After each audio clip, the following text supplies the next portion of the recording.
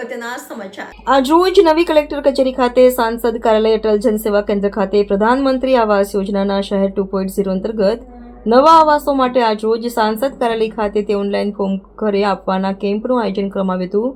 આ કેમ્પમાં વહેલી સવારથી જ લોકો જરૂરી ડોક્યુમેન્ટ લઈને આવ્યા હતા અને ઓનલાઈન ફોર્મની પ્રક્રિયા હાથ ધરી હતી। વધુ માહિતી ચંદ્રકાંત ગજ્જર અટલ જનસેવા કેન્દ્ર સાંસદ કાર્યાલયથી વધુ માહિતી આપી હતી। પ્રધાનમંત્રી આવાસ યોજના શહેરી 2.0 દ્વારા વડોદરા શહેરમાં રહેતા સામાન્ય નાગરિકને પોતાનું ઘર મળે એના માટેનો અટલ જનસેવા કેન્દ્ર માન્ય સાંસદ શ્રી ડૉક્ટર હેમાંગભાઈ જોશી દ્વારા અહીંયા લોકોને મદદરૂપ થવા માટે અમે અહીંયા કને આજે કેમ્પ રાખેલો છે।